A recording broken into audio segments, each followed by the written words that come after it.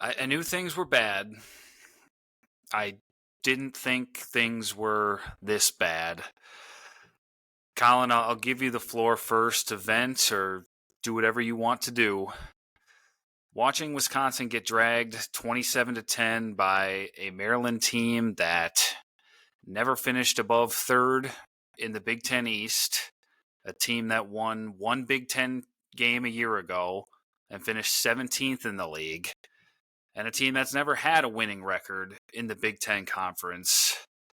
As an alumni, what were you just feeling and thinking throughout Saturday's loss? I felt really bad for the guys that care in that program. Um, there's been a lot of uh, just how you carry yourself in the building from the staff that I think that they thought that winning in the Big Ten was going to be a lot easier than they thought when it came to Fickell's staff, and that's not the case, not the case at all. And it's frustrating when you kind of burn the boats of the alumni. You cut off the alumni in a lot of ways.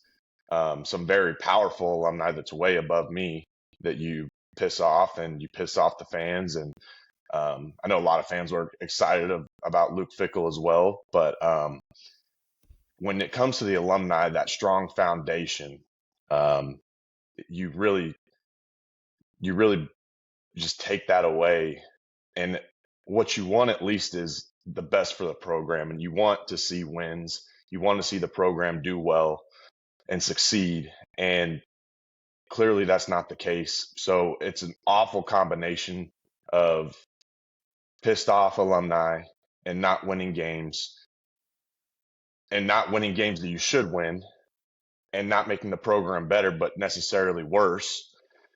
Um, it is a sad time in Wisconsin football, obviously. And we were talking about this off the air, but I've never been in this situation as a player where we've been down this bad before to experience something like this. So, Aaron Witt's interview with you that you posted, I felt the pain that he had.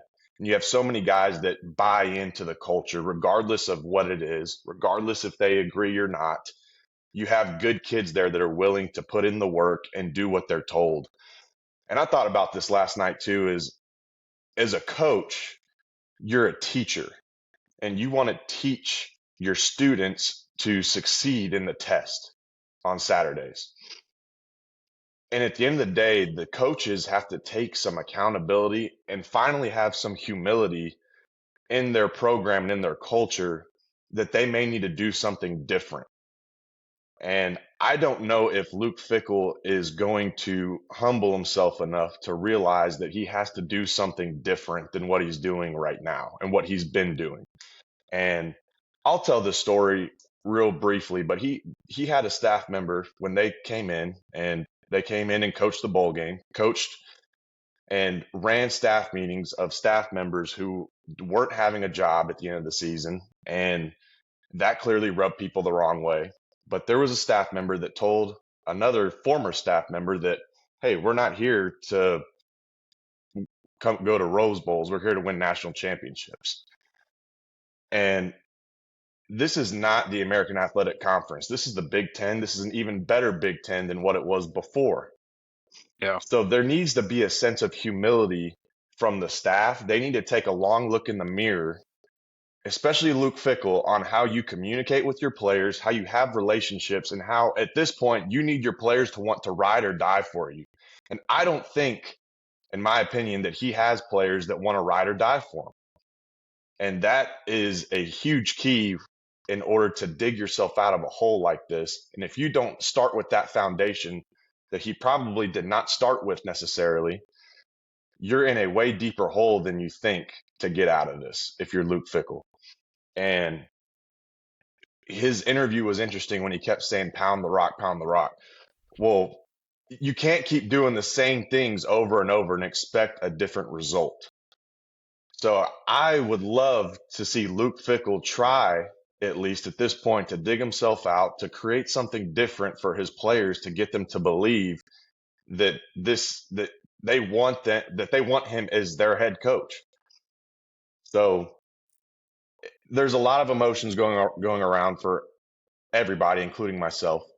But there needs to be a change in mentality, and it starts from the top down, including McIntosh, who needs to also take some accountability of what he's done to burn the boats and create what's been created now. You said a lot, and a lot of that I had written down in my notes here of things to talk about. So we'll go in deeper on some of that stuff. But you're in touch with a lot of the alumni and guys you played with. What are they just saying right now? Seeing the product that's been put on the field, not just yesterday. Obviously, yesterday was rock bottom. It was maybe the worst performance I've seen, not since I was covering this team starting in 2010, but maybe just since I started watching regularly in the early 2000s. There's obviously that Illinois game in 2022, the final game under former head coach Paul Chryst. I remember the Penn State at night. I think it was 2007. They lost 49-7. This one, just in terms of who the opponent was, how much was riding on a potential loss, and just the way the team looked, to me, felt like an all-time low for the program in my lifetime. What's just the message you're hearing from some of the alumni who we already know that relationship between Luke Fickell and the alumni has not been good. I mean, you don't have to be Inspector Gadget to see what's going on Twitter and see some of the things that are being said. But in your circle, what are guys just saying right now? I think it's kind of what we expected in a way when you see the change. Now, change is not necessarily always bad, right? Right. Just because you change something that we're not used to maybe as alums, it's not a bad thing. But when you change the foundation of what this program has been, and this program has been built on relationships, guys who love Wisconsin football, the state of Wisconsin, and development. And there is no sign of any of that from how this staff has carried themselves since they came into the building. They thought that they could do it their own way and not really even do any remotely research of what this program was before. I think they came in thinking this program was broken, and it wasn't.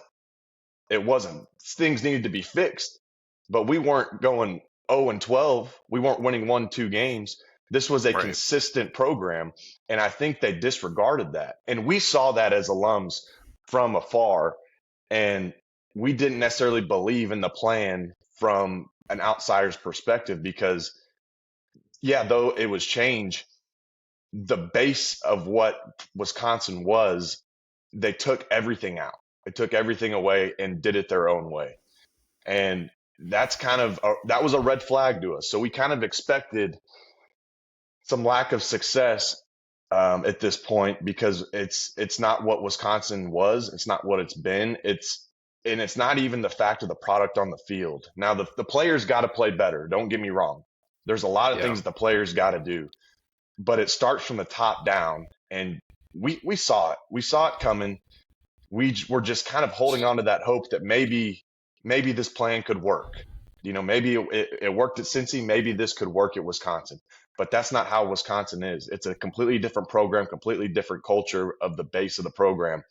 And it's not a shocker to a lot of alums. They say sometimes things have to break so greater things can be made, or however that old adage goes. Obviously, that's not what's taken place here. And you said it last week. You said it best. If Wisconsin were to lose this game to Maryland, all those criticisms, all those questions, they now become very real. And so we probably spend very little time discussing the game itself on Saturday because it just doesn't matter anymore.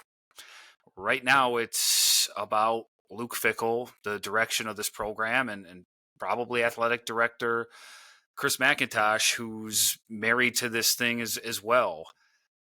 Listen, I really liked the hire when it happened. I mean, who wouldn't, unless you were married to Jim Leonard and or Paul Christ? And I know you have different feelings about it. You should have different feelings about it because you were in that camp. But if you were impartial, obviously it feels like it felt like a home run, a can't miss hire. I mean, this was a guy that took Cincinnati of all places to the college football playoff, and when it was just 4 teams. USC wanted him, couldn't get him. Notre Dame wanted him, couldn't get him. He chooses to be at Wisconsin because he feels they align with his values and who he is as a person. He comes in preaching a championship or bust mentality. Everybody eats it up, me included. I mean, this is the guy that's going to get Wisconsin over that hump. I mean, for far too long, they're just kind of sitting on the stoop, knocking on the door a little bit of the big boys in college football. The feeling is this is the guy that's going to break down that door and put Wisconsin in that playoff discussion. And now we find ourselves in a really scary spot to be in if you're a fan. I think he's lost the alumni. Whatever fans he had left on Saturday, I think he's lost them. The atmosphere at Camp Randall Stadium sucks. Now, maybe if they had something to cheer about a little more, it might have been better. Not a lot went right for Wisconsin on Saturday. But, I'm in the press box yesterday. They didn't even announce the attendance. They've done it, as far as I know, they've done it every game for the last 15 years I've been there. I've never heard them not announce it. And I tried to get an answer out of Luke Fickell yesterday. He did respond. None of it, I don't know if you watched the press conference, but I basically asked, if there was something larger at play here beyond what's going on the field, because there's no rationale for how that team played yesterday against a team that they should have beaten to the ground. I mean, there's something bigger at play here. He didn't really have he had a lot to say. I don't think any of it was really relevant to the question, but that brings this up. We know this isn't necessarily just about X's and O's in football anymore. Something's going on in that locker room in the program that's contributing to this downslide. And if you don't know what it is, it kind of reminds me of a basketball player I used to cover a while back. Perfectly healthy kid. He had I don't know the term for it, but he collapsed in the middle of the game. Something went wrong with his heart. He goes in, he gets checked out. Doctors can't find anything. They say he's perfectly healthy.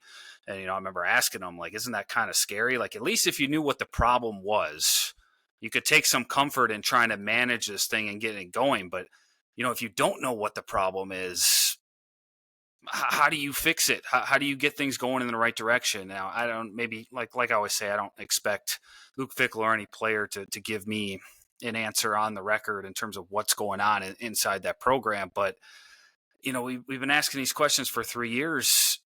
Why hasn't this thing started rolling in the right direction? And there still seem to be no answers. I don't know if you're hearing anything different from the guys you're still in contact. I don't know if you see anything on the field, but, can you put your finger on this situation as to why things are getting progressively worse and why a team that should, like I said, beat Maryland into the ground still has really good players on the roster is playing like that? Because when I see some of the best players on the roster getting beat like a drum, like, you're not going to convince me Ricardo Hallman, Mason Reiger, Austin Brown, Vinny Anthony, whoever, aren't good players. There's enough talent there. But when I see them really playing to a level that, looks like an FCS program, I got to believe there's something bigger at play. Yeah, there's a timeline between the end of the game and the start of the next game that us outsiders do not see.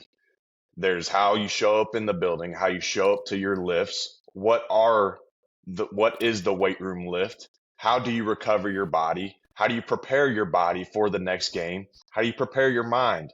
What does the practice schedule look like? How do these coaches talk to these players in between stretches? How do they build relationships? What's going on after practice when it comes to watching extra film, making sure that the players have the resources that they need to prepare for the game and be confident going into the game?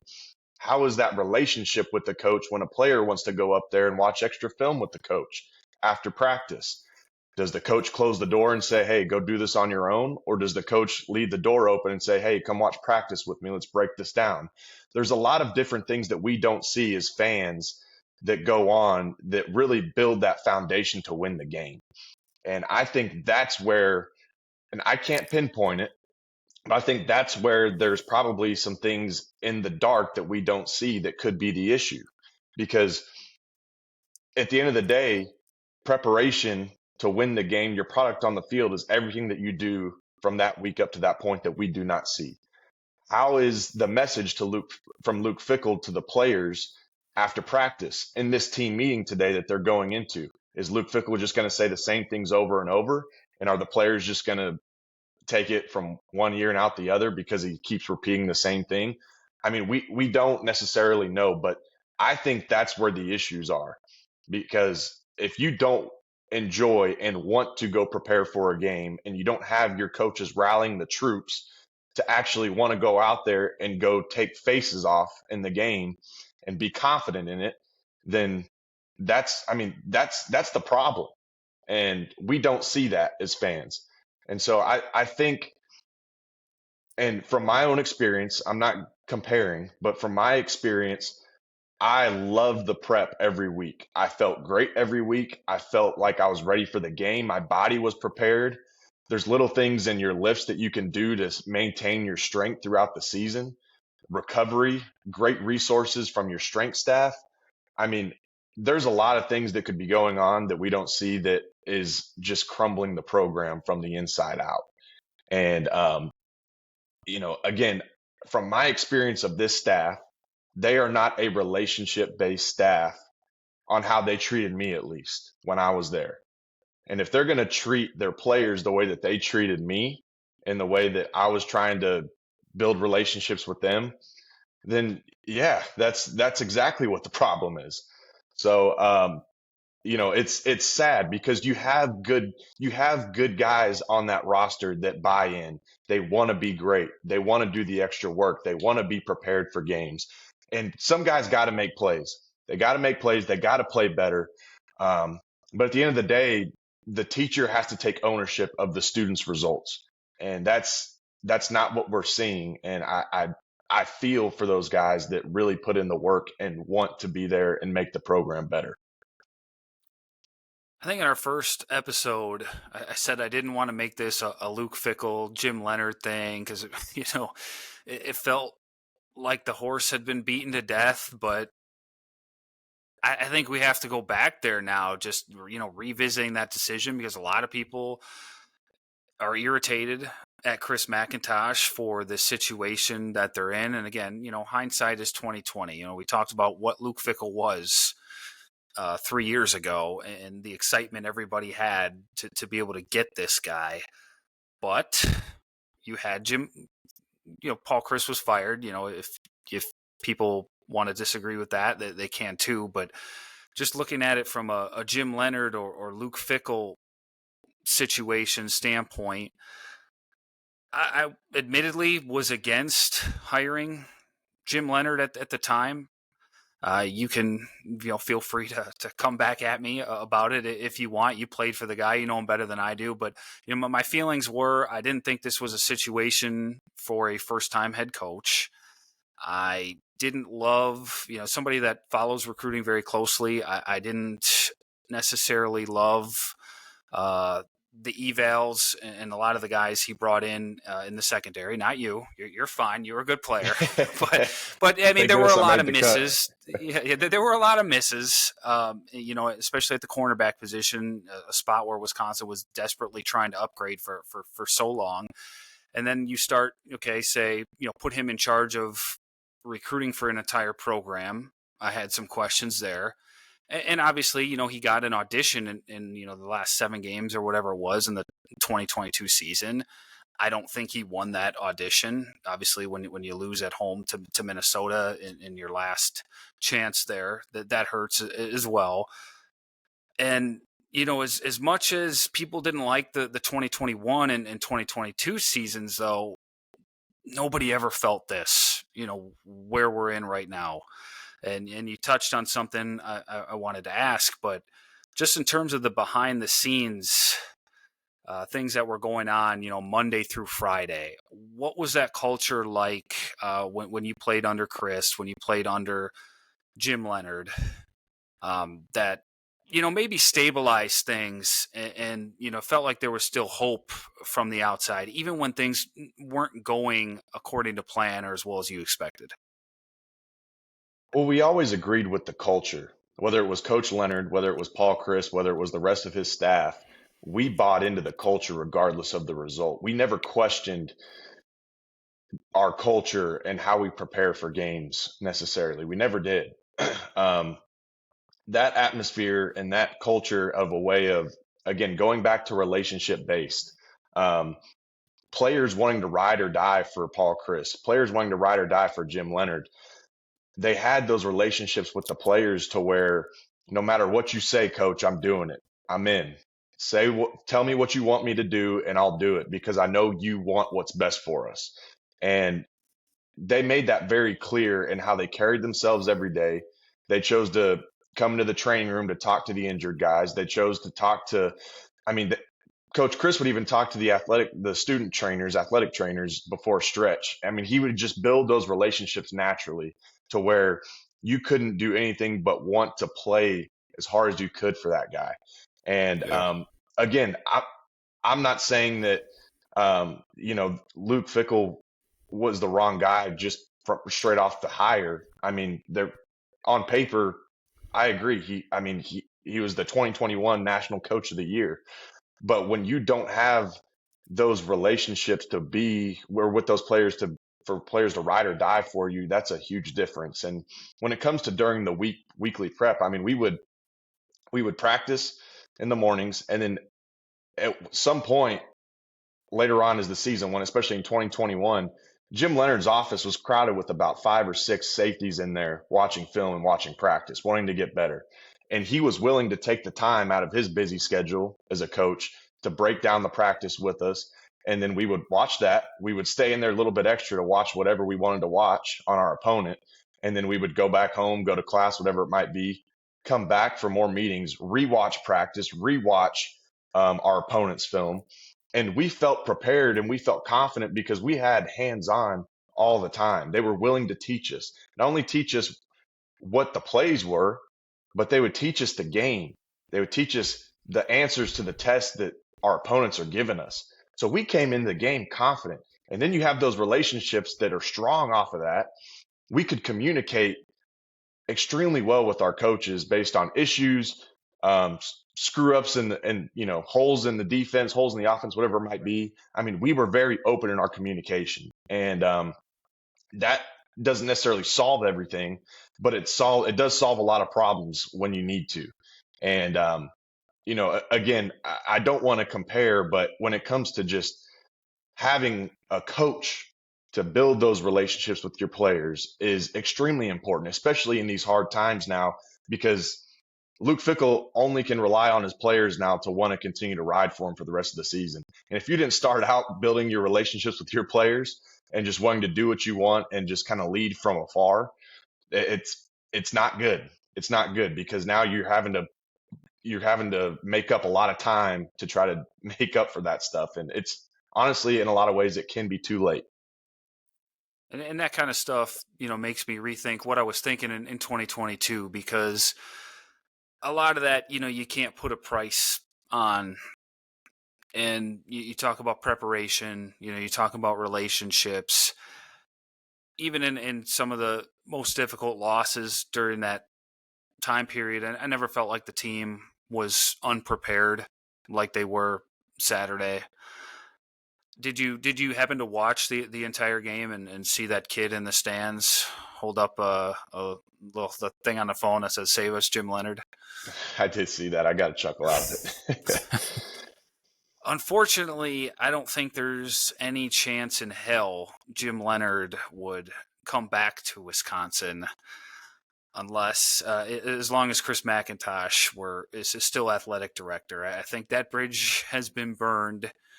If there is a new football hire at some point and McIntosh is still the athletic director, I think he would have to beg plead, get on his knees to get Jim Leonhard back here. Yeah, I don't want to speak for Coach Leonhard, but I can imagine probably the same things that you just said. He's moved on and Yeah. he's doing great. He's loving the NFL. He's loving coaching for the Denver Broncos, coaching those guys and being on a different schedule than necessarily than what he's been on in the past. But yeah, those bridges were burned in a lot of ways, and I don't I don't see that happening in any shape or form as long as Chris McIntosh is the athletic director. I joked about this on Twitter, but it was kind of serious too. And you were part of this team, but you just think about the chain of events that have taken place since 2020 when Jack Cohn breaks his foot, and start to think about, what if that doesn't happen? Where are we right now? What were we watching on Saturday? Who's the head coach? What position is the program in? Because I think there's a very realistic possibility that Paul Chryst is still the head coach, or maybe Jim Leonhard has taken over as his successor. But you go back to that moment. Obviously there's a lot of pressure for Coach Chryst to play Graham Mertz, 5-star quarterback, first in Wisconsin history, highest rated quarterback in program history. Jack breaks his foot, and it kind of alleviates that pressure because you don't have a choice. And then at the time, those first 2 games, you were thinking, oh, the best thing in that could happen has happened. Graham Mertz has played out of his mind against Illinois. It wasn't great against Michigan, but he was pretty good. But anytime you go into a blue blood's house and smack them around the way you guys did, at that point there's no going back to Jack Cohn. And I feel bad for the kid because that's not how his career at Wisconsin should have ended. You almost want to go back in time and just tell Chris, I'm sure there were a lot of people that control the money, a lot of big donors putting pressure on Chris to play. And we could all feel that pressure in 2019, in the Rose Bowl season, to play that kid, even though he wasn't ready. But, you almost want to go back in time and just, stand up to, whoever and ride with Cohn. But, obviously you get 3 subpar seasons out of Mertz. It leads to Chris firing. Jim Leonhard doesn't take over the job. Going back to that season, what was just kind of going on? Not that you have to betray anyone's trust or go into too much detail here, but what was just kind of going on in the locker room? When Jack goes down, and you kind of know that there's no going back to him at that point. I think it speaks on to how big of a leader Jack Cohn was in our locker room. And not only that, he was a really good player for us. He knew how to control football games. He knew how to control the offense. He was extremely smart, and then ended having a great season at Notre Dame. And Yeah. I think that just speaks on who he was to us in the locker room. And in any team, when you lose a big leader like Jack Cohn, it deflates you in a way. It deflates that side of the ball. It deflates the locker room a little bit. Graham was a redshirt freshman at the time, so he wasn't in a leadership role. When you have a leader like that not on the field, let alone when he gets healthy and he can play, but Graham at the time, he had the hot hand against Illinois. We roll against Michigan. There's really no reason in those 2 games to feel like, oh shoot, like let's take him out. There's really no reason to take Graham out at that point. But also, I think we disregarded what Jack Cohn has done for us up to that point and what he is in that locker room for the players. And he got the short end of the stick there, and it was really unfortunate. I mean, I was in his room helping him pack up to go to Notre Dame, and it was a sad time for all of us because none of us wanted him to go, but we knew he had to do what was best for him. And looking back, I mean, if you could have just put him in when he was healthy, and then again, we don't know what Graham would have done at that point if he didn't play that season. Like, There's that too. You don't know. And again, it's a hard situation for Coach Chryst to be in. But when you have a guy that's led you to a Big Ten championship and a Rose Bowl the year before, and he's a big leader in the locker room. He's technically a captain for us. You would have loved to have seen the loyalty to ride that out. And again, it's a hard decision to make for Paul Christ, but again, it did create that domino effect, right, of kind of how we got Yeah. to this point now. And it's those decisions though are hard to make, and you have to make them and ride with it, and you have to live with it. But again, it's tough. Thinking about if Jack Cohn was healthy that year and how well we would have done, in 2021 if he would have been able to be our guy and really, be the leader for us that he's been there, that he was at Wisconsin. So I've gotten off track here. So, but I do have one more question, just because I am fascinated by the whole situation. We're in this era where players are constantly changing teams, and the loyalty that fans feel to players is kind of fading. It's very rare to see a guy stick around at the same place for, I shouldn't say very rare, but it's getting rarer to see a guy stick around at the same place for 4 to 5 years.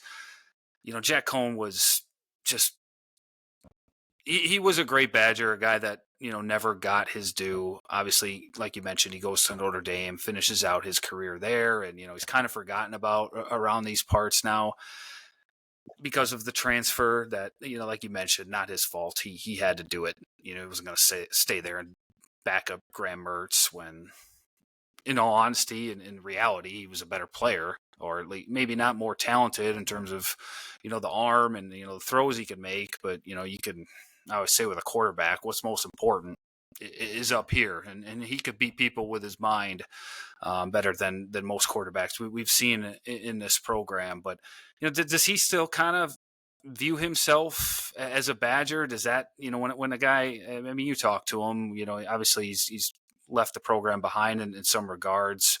But he's not active on Twitter or anything like that. So you're not going to see him like openly cheering for his teams or whatever. But does he kind of still have that love for the program, W on his chest, or when he transfers, is it kind of all about Notre Dame now? He's still a Badger. We still Okay. we still talk a lot, and Jack Cohn is such a great guy. He could never talk bad about anybody. Even off the record, off the books, we're hanging out around a fire, drinking beers, whatever. He is he is the most down to earth guy, and he's supportive for everyone. Always. That's just who he is. And again, that's the type of leader that he was for us, and that's why he was so loved and appreciated in the locker room. Um, but he's a Badger. He carries himself as a Badger. He hangs out with us. I'm sure he has some close relationships at Notre Dame, but the relationships that he has at Wisconsin is still there. And he still sees himself as a Wisconsin Badger, which he handled it. I think he handled that situation as best as he possibly could by, there's no remorse. He moved on. He had a successful ending of his career, and there was no bad blood from himself towards the program in any way. Just because that's just the type of guy that he is. So, we embrace him, and we love him as a Badger always. We love sharing stories about, his time at Notre Dame, but we definitely talk more about Wisconsin than Notre Dame with him. Looking at the game on Saturday, I don't think there's much in particular that's worth touching on. Here are just a couple of things I do think we got to discuss. Billy Edwards obviously goes down. His return, his glorious return against his former team. That storyline didn't pan out as he only played 7 plays. Had the one big play early. I mean, he only threw it 8 yards or so to Trech Kikahana, who did the rest. Took it 45 yards and put Wisconsin in a great spot early in that game. But I think it was obvious just when he was warming up, and you saw him limp off the field after he planted on that throwaway, that he wasn't ready to go. I don't know where you stand on it. I don't have a problem with rolling him out there, knowing you get an extra week in the bye week. And, some people said, well, you got the bye week coming up. Why not just save him for Michigan? And, my response was, well, can you afford to lose to Maryland? Because I don't think you can, especially if you're Luke Fickell. I don't think you can afford to lose that game. So I would roll the dice with him. But what were your thoughts just watching him in the limited capacity that you did? Was it I know Luke Fickell kind of pointed to it as it was a deflating moment for his team. I don't know if I buy that as an excuse for what happened on Saturday, but what was your take on just seeing the way he looked and sort of rolling the dice on playing him, knowing he's probably around, I would guess 75% at 85 at most. There's probably a lot of factors that go in with Billy playing his former team. They probably, Yeah, and again, it's when you're putting the situation for Luke Fickell where you have to win this game.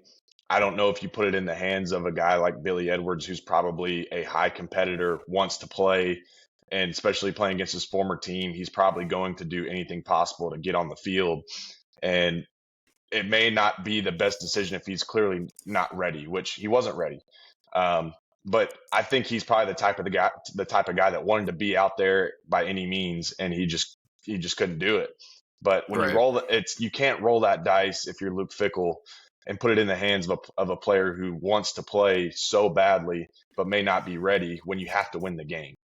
And I don't think that was the right decision necessarily if that was the case.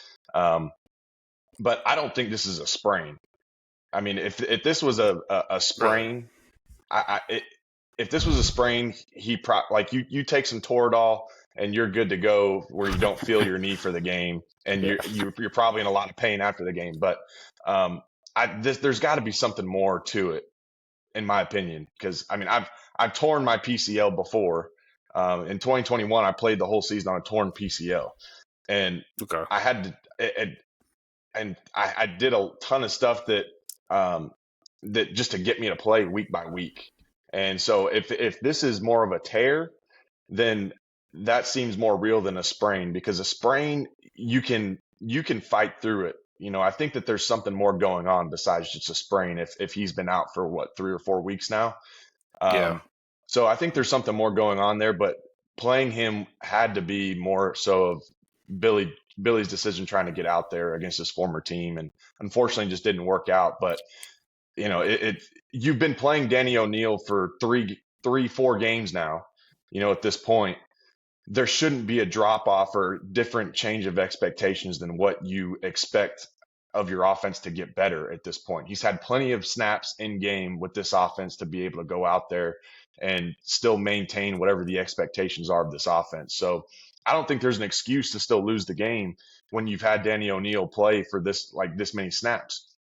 But there's still clearly a lot of other issues in the offense besides just the quarterback that's going on.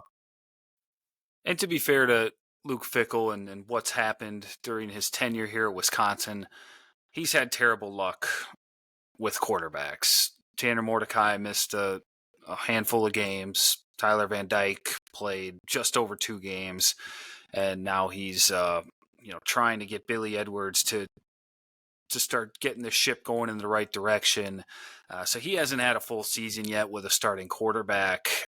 I don't think anyone is really giving him any leeway anymore. I just, like you said, there's so many other issues that it's hard to just, cut him a break for that. And watching the offense yesterday, I mean, I came into the season kind of bullish on Jeff Grimes. I mean, we said it in one of our earlier episodes, or I did. I mean, I didn't expect major points, but I liked what he brought to the table. Now, the one criticism I had, and I wish I would have doubled and tripled down on this if I had known what it was going to do to him as a play caller, was that he's too creative, he's too fancy, and he doesn't know when to stop.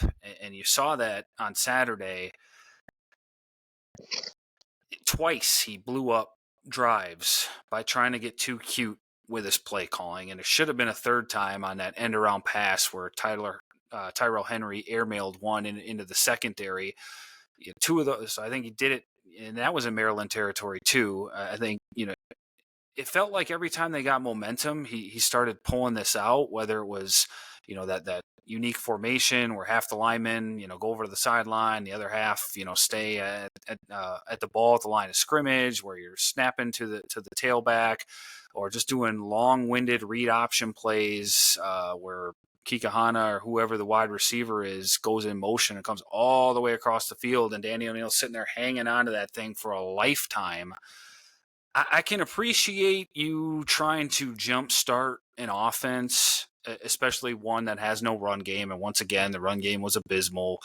61 yards on 42 carries. They couldn't get any type of push whatsoever for most of the game. I can appreciate you trying to jumpstart it, but I mean, you were a coach. You've been in those rooms, during the week, and gone through game plans and all that. What was just your thoughts about what Grimes was doing out there? Because it felt like when he did take those chances, it was just at the wrong times. Like, you needed points and you finally had momentum, and then it got sucked right out of the stadium when those things failed and blew up drives. Yeah, and we talked about this before a few episodes ago about him getting too cute, doing a little too much. And I stayed positive with it's early in the season. They're trying to figure out what works, maybe add some things Yeah. to the arsenal for the opposing teams to prepare for. At this point, you should have figured out at this point what works and what doesn't. And it's fine every now and then to throw a trick play in there, maybe catch the defense off guard. But when you're trying to get too cute, like you said, there's no consistency in the offense. There's nothing necessarily to ride on for your bread and butter. There's nothing that we do very well on offense that we can go back and rely on this. The run game, our pass protection right now. I mean, the quarterback was sacked 6 times yesterday. Danny O'Neill got Yeah. taken out of the game from getting absolutely whopped. So there's no consistency, and also there's no going back to identity. There's no identity of what we do well. We don't have necessarily our go-to guy that we can rely on to go make big plays when we need it. And that's an issue. That's a problem. And we got to figure out a more consistent way to get the job done than just going out and trying new things, doing different and special formations, whatever it might be. There's got to be a different way and a more simplistic way, because sometimes more simple is a better way because your players can play faster. They understand the job. It's simple for them, for their keys. Sometimes keeping it simple is better for your players because they can execute that in a lot finer manner, in a better manner. So, there's got to be something different. But also running the ball on 3rd and 7 twice was not necessarily Right. it was not necessarily the best decisions either. That kind of drove me crazy. So we're back to, what does this program do well? What can they hang their hats on to get them through this rough patch? And there's really not a lot of answers right now. I think the one thing that they do well, I heard it, is they stop the run. Wisconsin, again, I don't think they've necessarily been challenged a lot by a powerful run game, but once again, that front 7 bowed up, did what they were supposed to do, gave up 61 yards on 23 carries. I mean, Maryland was going to be one-dimensional anyway. I think they went into the game averaging 42 pass attempts per game. Only 11 or 12 programs throw the ball more than they do right now. So that was going to happen, but obviously it creates a world of problems for your defense if you don't control the line of scrimmage and you have to play this guessing game and chess match as a defensive coordinator. But once again, and Luke Fickell mentioned this in his press conference, it's a mentally fragile program. It feels like. I mean, you can point to every loss they've had. You can point to one moment, and it almost hasn't mattered when it happened. But you can point to one moment where the wheels fell off and the team almost never recovered, or when they did, it was too late. And on Saturday, it was that blocked field goal in the first quarter. After that point, the execution was sloppy. There wasn't a ton of penalties, but you saw the product on the field go from a team that looked like it had some confidence, looked like it came out with some fire under their belt early, to a team that had none of that. I don't know if you have an answer to this, but how do you fix that just beyond winning and making plays to kind of get rid of that? Whatever's in their head right now is holding them back, because, in all honesty, they still haven't recovered from that Braden Locke interception against Penn State, a game they played in so well, for 3 quarters or so. And it was one mistake that undid them. And you can go back to Oregon, Penn State, or Oregon, Iowa, Minnesota, whoever. There's always this one mistake where the wheels just fall completely off. I mean, is there anything you can do besides just winning a football game of some meaning, or having some guys making plays to kind of shake this? I've never been in this situation where Right. you can correct me if I'm wrong, but I think we're 2-7 in our last 9 games, where you've gotten so numb to losing. And we talked about this before. It is a toxic and contagious feeling to be numb to losing ball games. You get to a point where you're so mentally worn down as the team, and you can feel it. Probably everybody can feel it when the energy is deflated from that sideline. It wears a team down, and it wears them out to where it's a more here we go again. It's a hole that is a lot harder to dig out of as a team. And I keep saying this, and it's driving me nuts on how I keep saying how it goes back to leadership from the top down. But when you get to a point where you're a lot like everybody else in Wisconsin saying we just need a change in leadership, because it does start from the top down. And if you can't get this done, and at this point the players are doing everything that they can to buy into what's going on within the program and within the leadership of the program, I mean, it goes back to the coaches looking at themselves in the mirror and having a humble mindset to figure out how they can rally your troops. And that's it's tough when you have good kids willing to buy into that program, willing to buy into the game plan, and it's not working.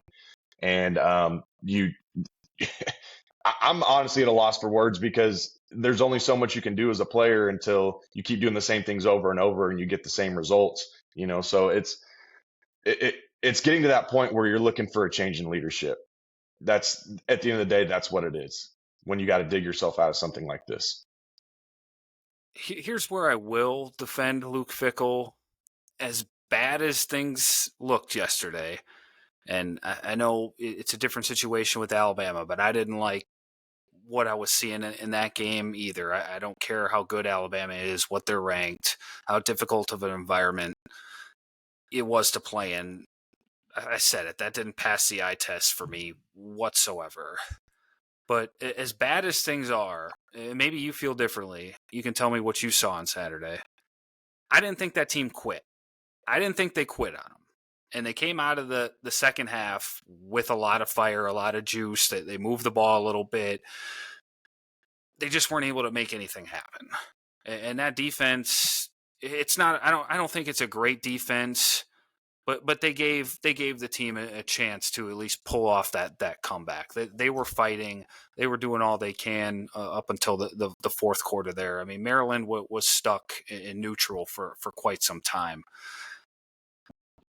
Does that say anything to you in terms of Luke Fickell's future, or do you just see it as at this point as that there's no way back out for him? It's pretty consistent, right? In the second half, probably besides Alabama, but in the second half is when this team wakes up and where they kind of start to play at a higher level.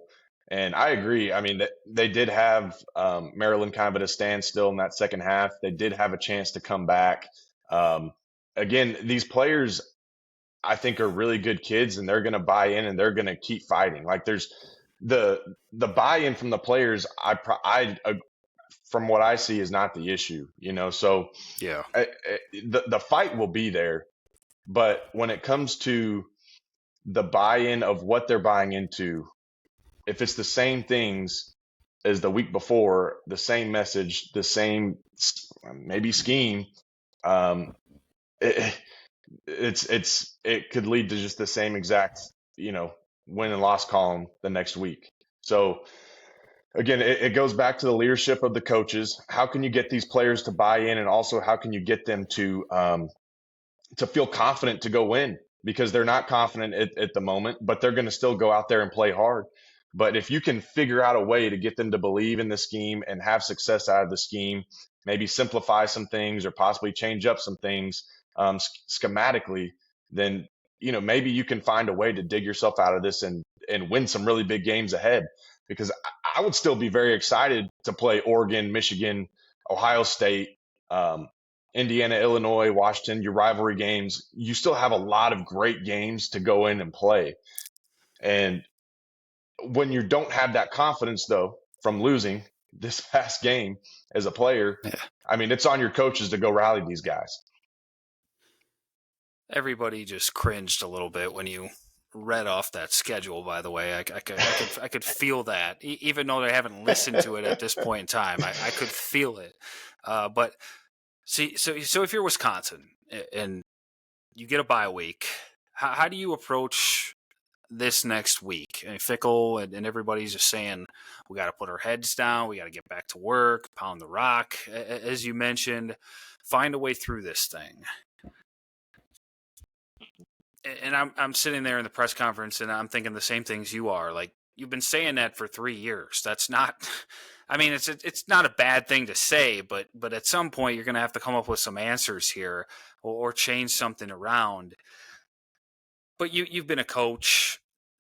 You've been in some locker rooms where things weren't going well. How would you just attack this next week? I mean, do you maybe even consider just giving the players a couple of days off, mentally reset before they come in back into the building? Or, is it we're not good enough to afford any time off? We got to get on the field and then we got to work harder than we've ever worked.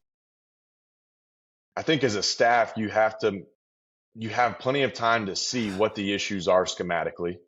And then you have a ton of time to see what the issues are within your building. How are we going about our business? How are we communicating with our players? And then from a player standpoint, on a bye week, knowing you have an absolute gauntlet ahead of you, you want to get healthy, first of all. Rest your mind, but not necessarily don't be out of the building for too long. I mean, be in the building, get some lifts in, maybe a few meetings, and then slowly ease back into practice to where you can start sharpening your blade again. But during that time when your players are, kind of trying to get back healthy, resting, these coaches should be reflecting on how they can make this program better from an inside standpoint and from the product on the field. And I think great coaches do a great job of seeing what they do really well and what the issues are, and how can we fix the issues, obviously, but also how can we maintain what we do well by what our opponents are going to come at what we do well at. So I think being able to do that and having time to do that other than just 1 week is a great opportunity to kind of rebuild and reset. And these coaches need to feel the noise. And I know that they do. Luke Fickell, more than anybody, will feel the pressure that his job is on the line more than anybody else. But also, you got to block that out at this point and then reflect on what's gotten you to this point. Why are you at this point? And what can we do that might be differently to make this season better than what it's been already? It's got to be incredibly tough to play like that, whether you're, I shouldn't even say play or coach like that, where there's just an unbelievable amount of pressure.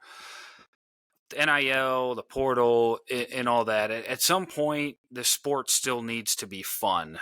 And, that's where I think maybe this team's suffering the most. I don't necessarily see a ton of smiles out there. It sometimes feels like more than a job than a hobby. And, that's not their fault. That's, the era we live in now is largely to blame for that, I think. But I mean, we still have to remember these are 18, 19, 20, 21-year-old kids that are having a lot more thrown at them than just, 4 or 5 years ago. And there's all different types of pressures they're already dealing with. And now you got the state of Wisconsin sort of bearing down on them. I can't imagine trying to perform at my best in that situation. And again, I know you were never in this era full on and in a situation like this.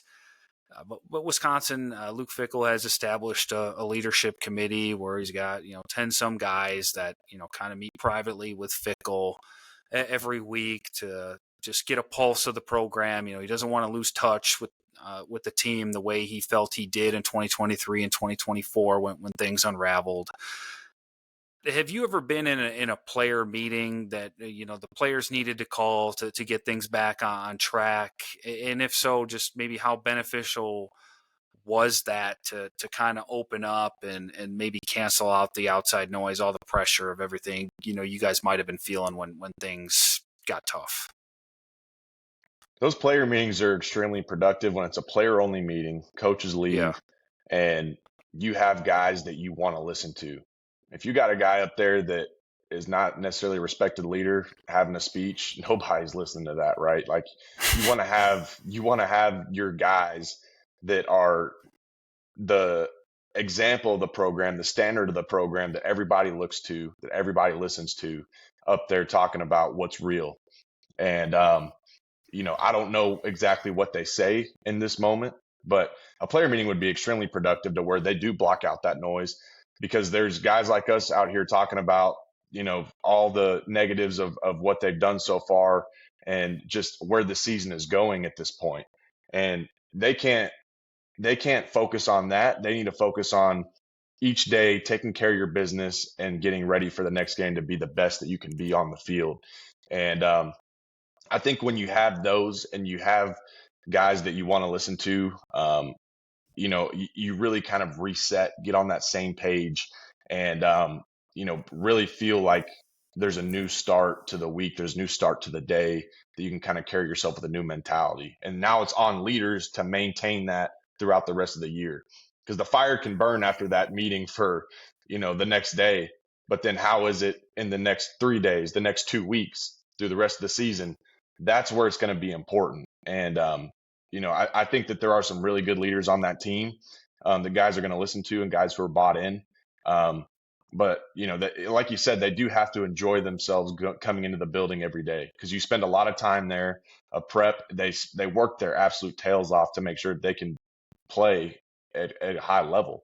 But with that demand of hard work, you have to enjoy what you do. You have to love coming into the building, love the work. If you don't love the work and you have the wrong mentality, then you're not going to be at your best. So, and that's on Luke Fickell and his staff too, to create that environment.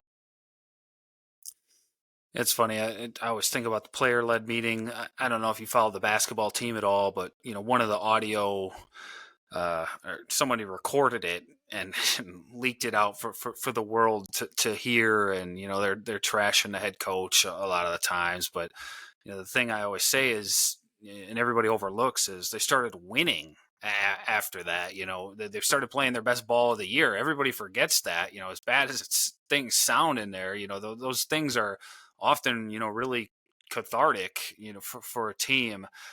So look going forward, I don't want to be one of those people that says they're not going to win another game. If it can't be Maryland, there's no chance they beat anyone else on their schedule. Football is a week to week sport. What happened against Maryland doesn't matter anymore in some sense. And for Luke Fickell and his future, the bright spot, there's a ton of opportunities left. I don't know how likely it is that you're going to win games against this schedule. I mean, even the ones that felt like layups, or not, I shouldn't say layups, but felt winnable, don't feel as winnable anymore. I mean, you look at that slate and say the best chance might be at Minnesota in the regular season finale. But potentially Iowa at home, but they have an offense all of a sudden, it looks like, and that becomes a lot more difficult, knowing that they can score 28, 30 some points on you. But there is a chance to feel good about 2026 if you can pull some upsets here.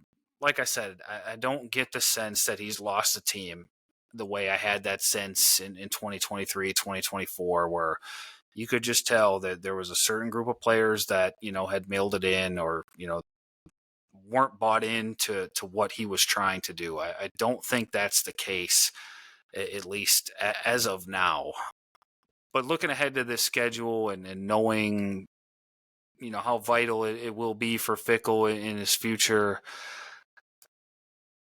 what's just kind of your initial observations of trying to get things back on track when it's going to be a lot harder than it was Saturday, and Saturday was about as bad as it gets. Yeah, again, there's no confidence from an outsider standpoint that we can hang with the best of the best, right? But like you said, it's a week by week. You want to get better every week. Good teams get better week by week, and there's still a lot of ball to play. And if I'm a player in that locker room, I'm still absolutely juiced to go play some of these teams and go, I mean, we're 2-2. As a player, I'm thinking we're two Yeah. and two. All all isn't lost. We have a ton of football to play. We need to go in here and ruin some guys' seasons and rebuild ours. I mean, let's be the villain for the rest of the season for a lot of these teams that we're going to play, and make them respect us, because there's no reason for anybody to fear Wisconsin at this point. And it's sad to say that Wisconsin is not a feared program up to this point. And instilling fear back into programs and that mentality of being able to go knock off some teams that we're not supposed to beat and being the underdogs, embrace that as a player, embrace that as a culture. And maybe that's what builds your identity in this team, is you're the underdogs for the rest of the year. It's you against everybody else, including everybody that is bought out on this team. And that's the best mentality I feel like that you can have going into this tough part of the season. And that should carry in what you do every single day. When you come into that building, that mentality is not only what you bring out on the field, it's what you bring out when you go into the training room, when you go into lifts, when you go into meetings, when you're preparing for practice on your own, warming up. That is the mentality that should carry with you throughout everything that you do. And it's on leaders to make sure that that is maintained every day and every step. So Wisconsin will come back out of the bye week and they'll face Michigan. And I'm not trying to pump sunshine up anyone's rear end, but I don't hate that matchup. In a game, the Badgers, I don't want to say it's a must win. Saturday was a must win, but obviously every win you can get from here on out is huge.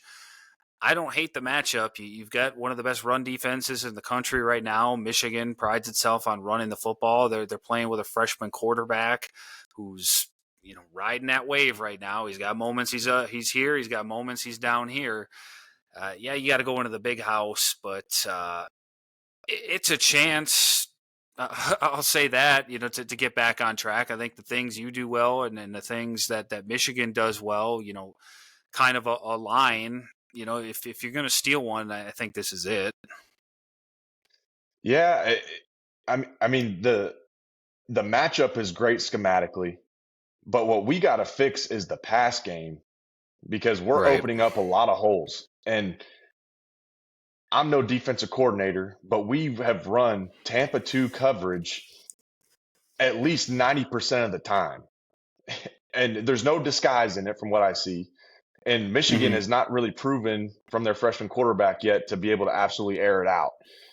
And so we need to take that away, because I believe we're going to take the run game away, but we need to take that pass game away. Any holes that we have right now, we have to fix. We either need to change up the coverage, change up the disguise, or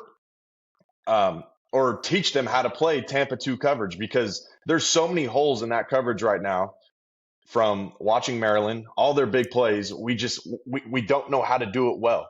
And so we need to be able to take that away from Michigan to give us a chance, because they're going to rely on probably passing the ball eventually when we take away the run, because I'm confident that we will. But that pass game and that pass defense right now is something that needs to get fixed desperately going into some of these other teams. And Michigan's still very talented on the edges. Their quarterback can throw the ball when he has time. So we need pass rush too.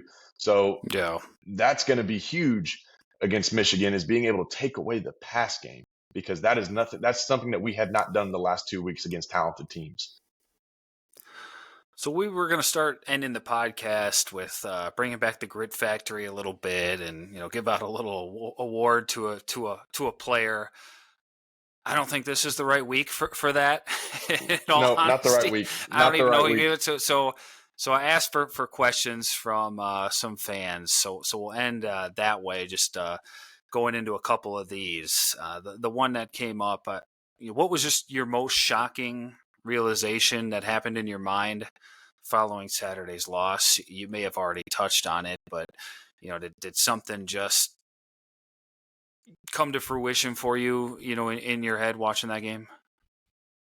I think it's shocking with how we performed in the most important game of the year up to this point, obviously. But well, like we talked about, this was one of the most important games to turn this season around into building that confidence and building that spinning wheel of being able to win games. Because once you get in a rhythm, there's something about it. There's an energy, there's a juice, there's a flow that you can feel week by week when you start winning.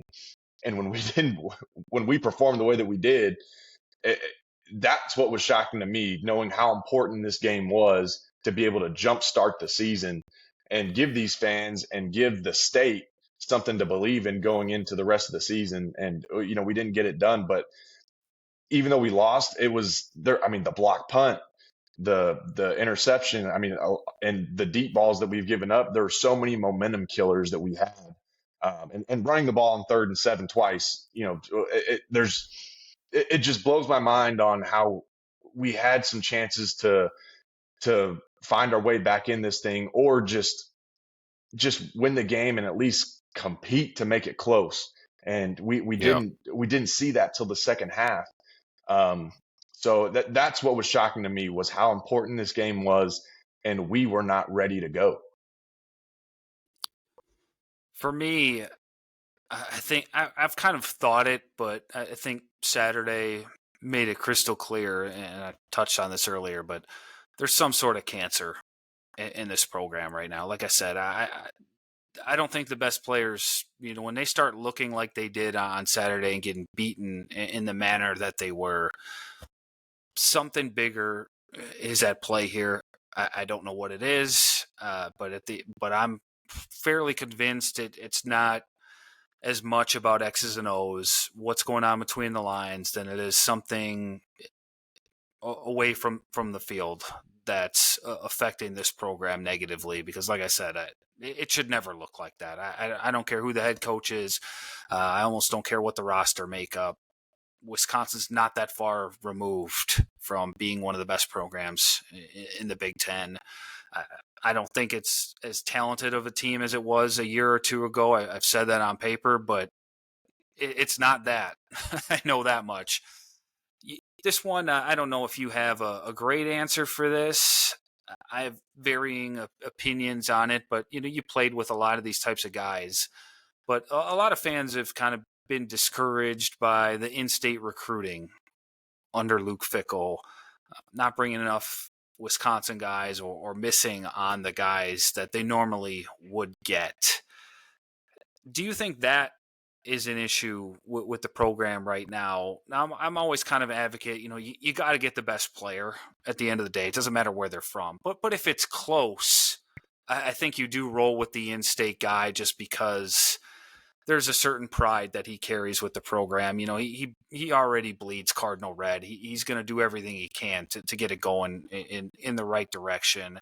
That's not to say that, a guy like yourself, we've seen plenty out of state guys, Chris Orr, whoever that eventually develop that type of love for the place. But, an in-state guy just, grew up his whole life cheering for the Badgers. More than likely isn't going to transfer. He's going to be a great culture guy. Do you see that as a potential, maybe even one of the cancers that I'm alluding to, just not having enough of those guys who, bleed Cardinal cardinal red and are willing to do anything for this program. Is that having an effect based on your experience? So you were around when the program was filled with those types of guys. Yeah, I think it's talked about more than we think. I mean, and I take a lot of pride in in-state guys that play for this program. Some of the best guys and the closest relationships that I have and that I had while I was playing were in-state guys. But I think it affects from a negative standpoint with NIL being able to afford the best players in Wisconsin. It's a different day and age. So that's the challenge where there's some really good players in Wisconsin that we can go and get. You have to find a different way to recruit these guys other than maybe a paycheck on what you're going to give them, right? Because I think we've talked about this before, but if you have a high recruit at O line that's a local guy that would be a perfect fit for the program, grew up watching Wisconsin, loves Wisconsin, you have to use that to your standpoint to be able to recruit this guy if you don't have the money to afford him. Like if a Georgia or Notre Dame or whoever, Ohio State is throwing money at this kid that you can't match. So there's got to be a different approach to being able to bring these guys in, but that's a challenge in this day and age. And then also Mhm. with the scholarship standpoint, it's changed since I've been there with walk-ons. So we can't get as many walk-ons, which Wisconsin was Yeah. built on walk-ons. It was walk-on university where you've had guys come in, bet on themselves, pay for their school, and earn a scholarship. And those guys love nothing more than Wisconsin football. And those are the culture guys and locker room guys that build the program in a lot of ways. And when you take those walk-on spots away, well, you take away a lot of local guys with the chance to go earn their way in the program like what they've done in the past. So it's an issue that I don't have the answers to, but if there's a way that we can wiggle our way in to bring those type of guys back in and build the program from that standpoint, I mean, that's on Luke Fickell. That's on Luke Fickell to figure out.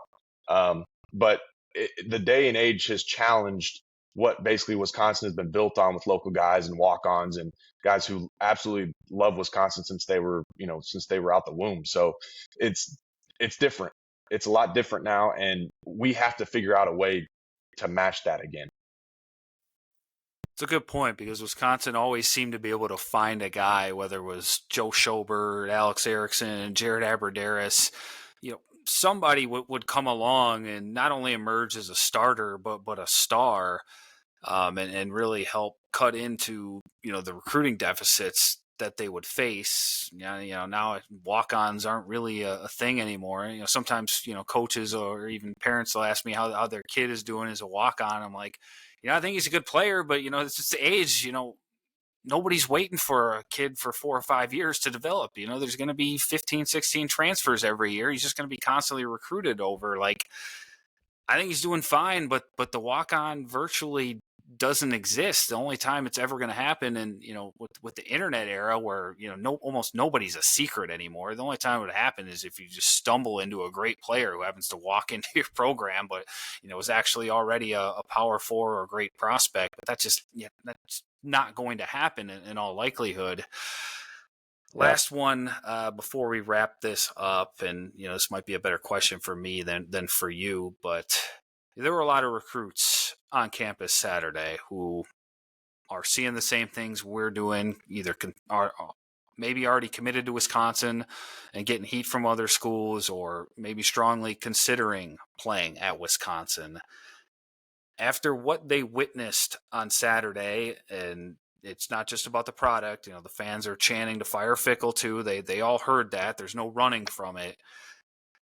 What would you do to try and sell this place moving forward when it's very hard, if not impossible, to find any light at the end of this tunnel to convince a young player to put their trust in this place, in this program? What do you just say? What's your pitch to keep things moving along in recruiting, even if I guess you have to kind of, throw crap at the wall here? Yeah, and I'm curious to see kind of what you saw from those recruits. But if I'm a recruit at that game and I'm hearing those chants, and if I love Wisconsin and following Wisconsin football all year, there is no reason for me to go spend my future unless I love the school more than the coach. But if you're committing to a coach, there's no reason for me to have a desire to go to Wisconsin at that point when I hear all that and see all that, unless Luke Fickell and that staff is letting me know in my ear constantly telling me, hey, we have a plan for you. Trust it. Watch how the rest of the season plays out. We got a great schedule ahead that we can go and win these games. Like, you need to sell what you can do and your potential going into these big games. And winning those big games is going to be key because it gives those recruits hopes like, okay, this coach is going to stay around. They know how to win big games. I want to come be a part of this. That's what you got to sell. You got to just tell them to hang on here. Hang on. Watch how the rest of the season plays out. Don't make any moves. Don't make it. Stay. Trust us. Stay with us. That's what you have to tell these guys, because if I'm a parent as well, I mean, that doesn't make you feel confident that this coach that's been recruiting your son, possibly been in your house, talking to your family that may not even be there next year, let alone they might have been questioning be there at the end of the game. So there's a there's kind of you got to beg these recruits to, hey, trust us, trust the plan. We have a plan in place for you and this program going into the rest of the season. You got to sell the hell out of it, and be able to have those results to be able to show these recruits that this is where you want to be. Yeah, I've never subscribed to the idea that, when a team loses on a visit, it negatively affects the school's chances to get them. I've seen there was a great win against Ohio State under the lights in 2010. Wisconsin didn't get any of the big name recruits that were on campus that day. Even after they stormed the field, it was a historic win for the program. I've seen guys commit after tough losses or even blowout losses, but obviously it's a little different scenario when people are chanting to fire Fickell. You're 2-2, you've lost 6 Big Ten games in a row, and all these questions are starting to arise about the future of the head coach. But I would say it was mostly positive yesterday from a recruiting standpoint. Now, I don't know if the kids were just being nice or whatever. I don't think a kid wants to necessarily put maybe what he's actually feeling out there for everyone to see anyway. There were some messages that I got that I don't. They weren't negative, but obviously you could kind of tell like Wisconsin's probably not getting that kid.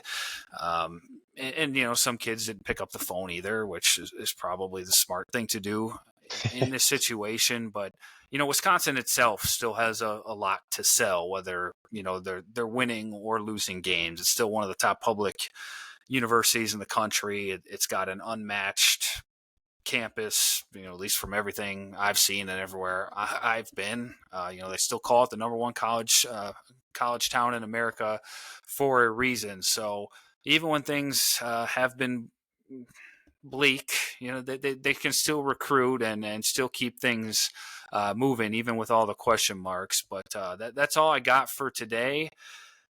We have a bye week, a much-needed bye week for Wisconsin, and the Badgers will try and get back on track at Michigan. Kickoff time still yet to be announced there. But Colin, a great episode once again, and appreciate all the insight you're able to bring for us. Yeah, appreciate it, Evan. Looking forward to after this bye week. See if we can bounce back, Are baby. you Come really on. looking? You're really looking forward to it? Hey, you got an extra week to prepare. Let's see the product. Okay, Let's see the product. sounds good.